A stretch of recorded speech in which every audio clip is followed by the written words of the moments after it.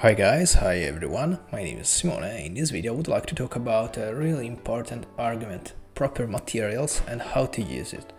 I think that a lot of people don't really know what are they actually using in their works. I mean, they really don't know when they should use a B pencil instead of HB pencil, how to layer graphite, charcoal and carbon, and also which pencil should be used as a base layer and which pencil they should use in the next steps. And most important, the differences between graphite, charcoal and carbon pencil and how they interact each other and so on.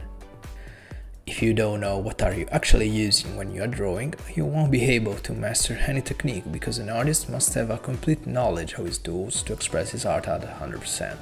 And if you don't know exactly how your pencil works, you won't be able to understand how to achieve any effect like smooth transition, textures and so on. So I can say that drawing techniques will be super easy to understand if you understand the properties of your pencils first. If I think about myself, I personally improved my work when I understood my materials. Let's start with the graphite pencils. There are a lot of different brands like Faber-Castell, Staedtler and Derwent and so on.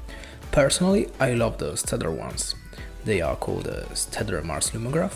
I have this set of 12 pencils and I think that this brand is just amazing.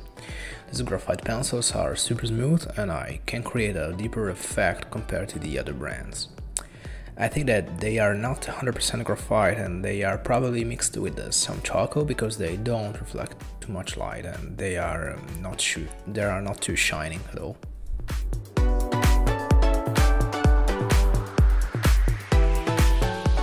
Okay, let's talk about graphite pencils. They come in a wide range of hardness and softness and are labeled with letters and numbers. The B pencils are the softest, instead the pencil with H are the hardest. The harder the number in front of the letter, the harder or softer the pencil. Harder pencils make a lighter marks, instead the soft pencil make darker lines. The F pencil is a halfway pencil between H and B.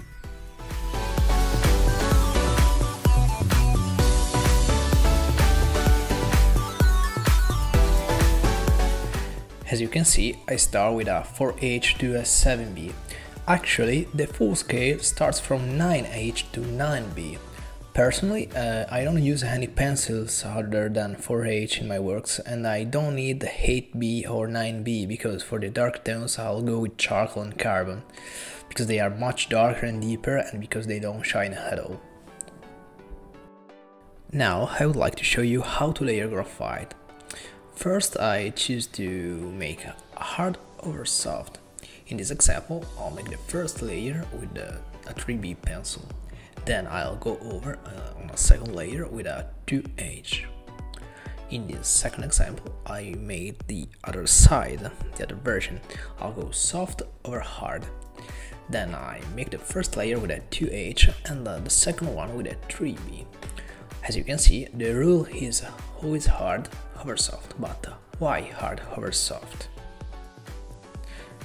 Okay, to understand this concept, you must think about the paper's surface.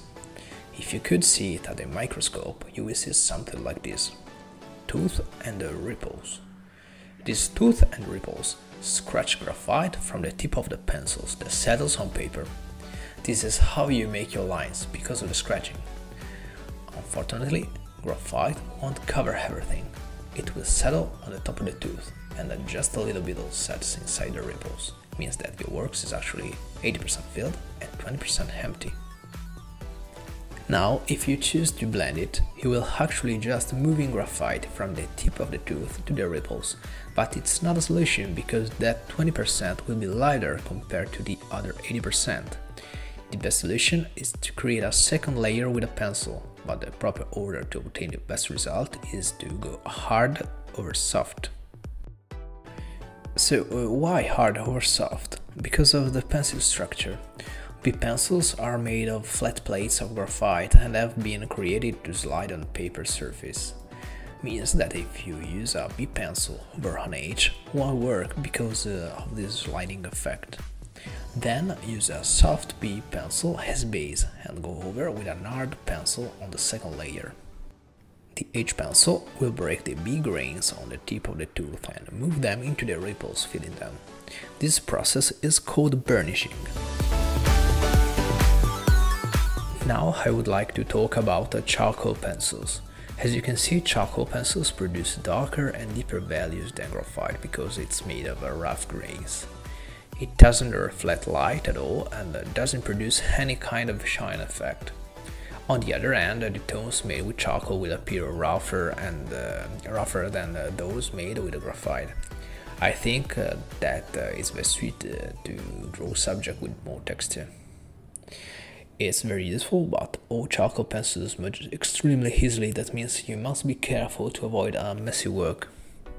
Here I'm using a contemporary fusion charcoal from HB to 2B and they work pretty good. Softer charcoal produces a rougher texture than harder charcoal. You can use charcoal for the darkest value in your drawings, like cast shadows, or if you are drawing portraits you should use them to draw the hair, the pupil, the eye, and so on. But how to mix charcoal and graphite together? Personally, I think that they shouldn't be mixed as long as you can keep them separated, but if you want to, let's see how to mix them. In the first example, I applied charcoal over graphite and it works, but I wouldn't recommend this because charcoal and graphite have a completely different composition. If you have to make a transition from dark to light, just make it with your pencil strokes and mix together lightly by blending them with a Q-tip, a brush, or a blending stamps. As long as you can make transition with your strokes instead of layered charcoal over graphite, you better do it. Secondly, I applied graphite over charcoal. It doesn't work at all. The result is a super shiny effect that can't be really used in your works. Maybe just for drawing metals, I don't know, if you like this glare effect, but that's not really useful. The last pencils that I should recommend are the carbon pencils. There's any difference between chalk and the carbon? Of course there's difference.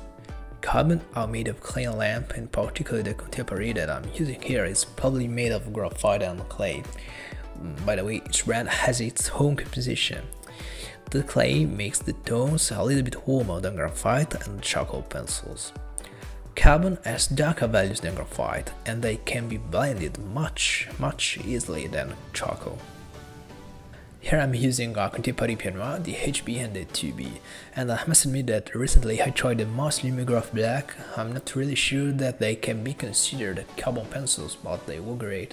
I bought the set from HB to 8B and they do their job really good.